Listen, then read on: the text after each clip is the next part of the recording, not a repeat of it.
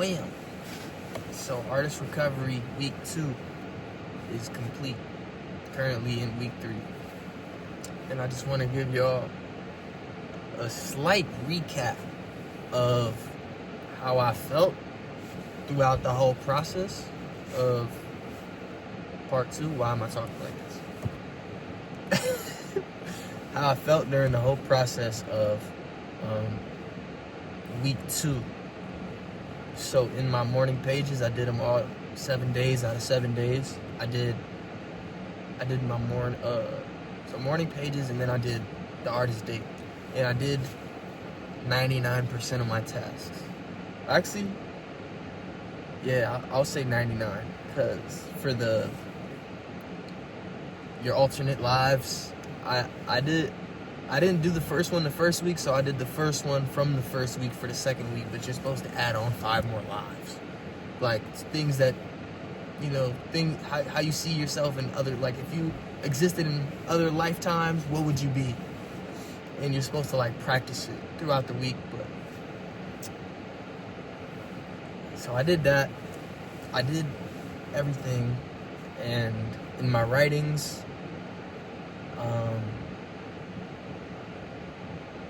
one of the biggest realizations I had was, you have to look at yourself from an outside perspective to truly, like, make your best work and your most true work.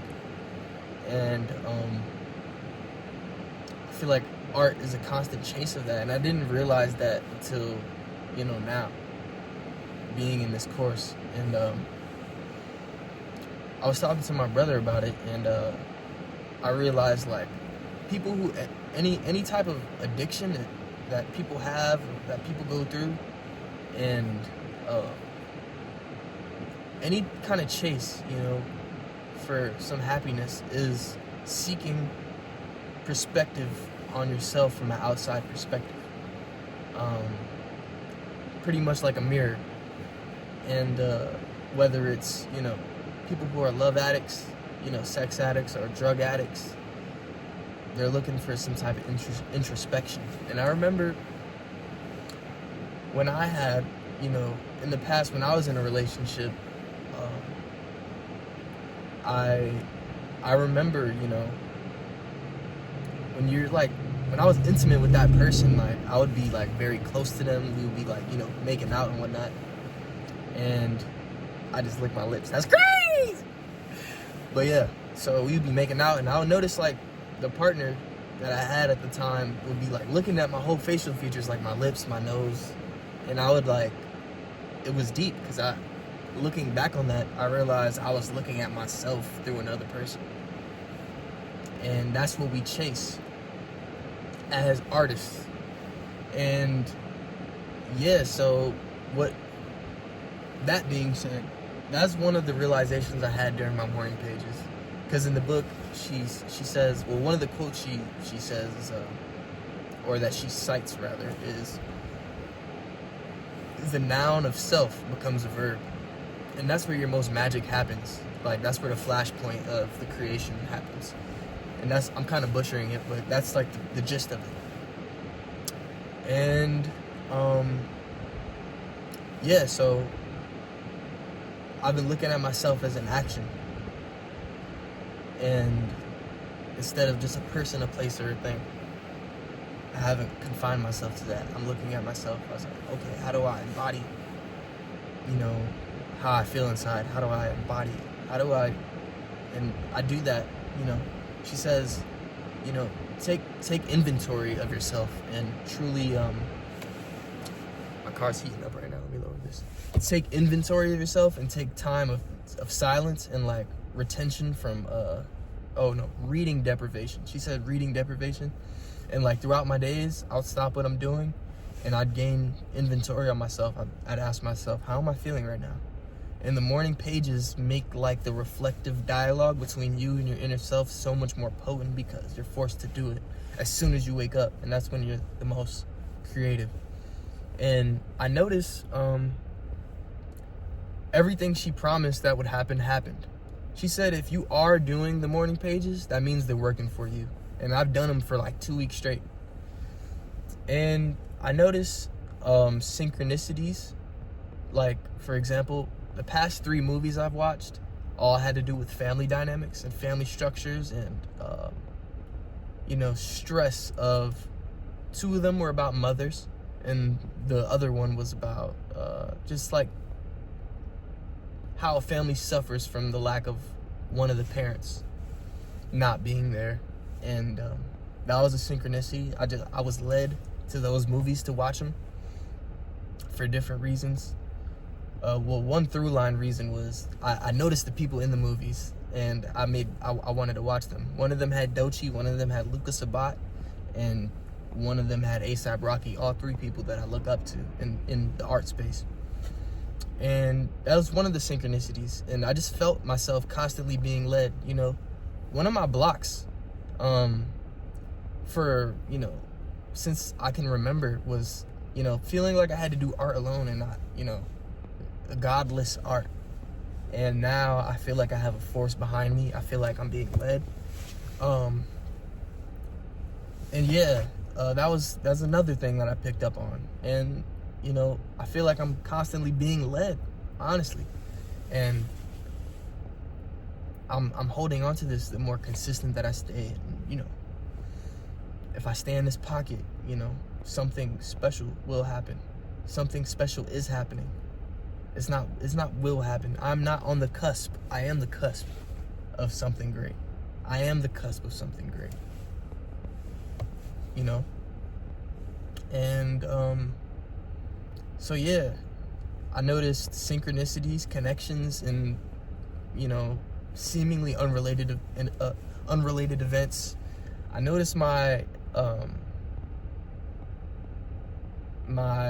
way of describing things. It's about to hit 10 minutes. I want it to be at 10 minutes, but I noticed my way of describing things becoming more potent. That's one thing that I definitely noticed. And I noticed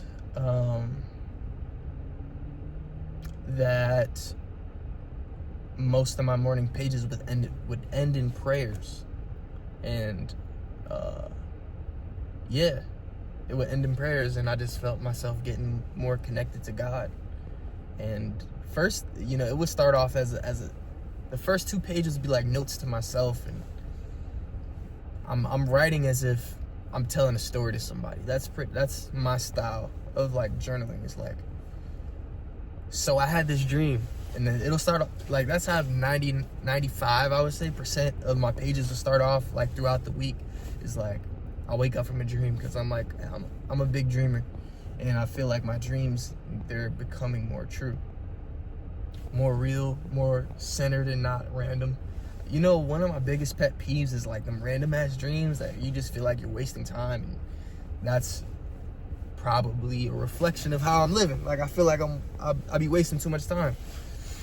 And like it was a good week. And you guys out there watching this, artists, thinkers, prayers, it's essential that you check this book out. And you try it. And no, you don't try, you do it, because it's not hard. She doesn't make it hard for anyone who wants to follow this. And quick prayer real quick. I feel called to pray. God, I just want to thank you for choosing me to participate on this path, and all of us, anyone who's watching this video that feels called to do something. I pray that you nudge them in the little ways that they can understand, because I know that you talk to people in ways they can understand. For me, you talk to me through hip hop. You talk to me through art and the arts. Whether it be acting, acting, drawing, painting, clothing, books, different types of books, different topics, ancient history, ancient black history, ancient world history, occultism, the Bible, spirituality, any of these things you talk to me through. And God, I pray that anyone who's watching this, you can communicate through them in any ways that any ways that you could find that they would understand. And if anyone's watching this that's struggling to find what they like in life, I pray that you open up their minds, and I pray that you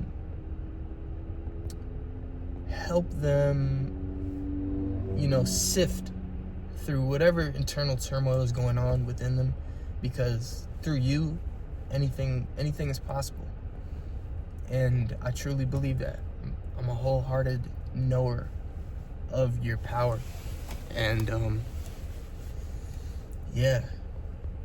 blessed be the viewers and the future viewers when they're watching this in 5 years and I'm famous and I'm rich and I'm abundant. They're gonna go back to watch these old videos because I'm never gonna delete them. That's what I learned from the best. So to my future self, thank you. Truly, I truly thank you for investing the time into who you are now.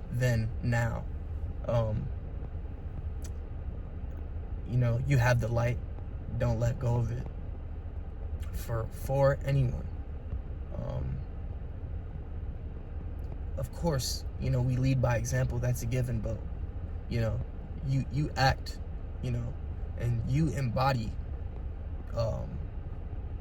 your mission ultimately, through God. God has anointed you as a creator and a God on this earth. That's just what it is. And yeah, you got it, bro. I don't gotta tell you, but you the GOAT. You're the llama. You feel me? And that's just, we're gonna keep it funky for the rest of 2026 and beyond. And 12 minutes. I just wanted to holler at y'all and with this recap, and hope you find something special. It doesn't take much. Value the little things in life. And one last thing. Shame and taking accountability are not the same thing. Don't feel shameful. Take accountability,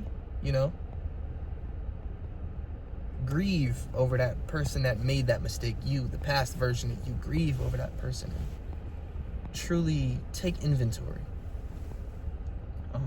But yeah, holla. I love you guys. Peace. 920. We out.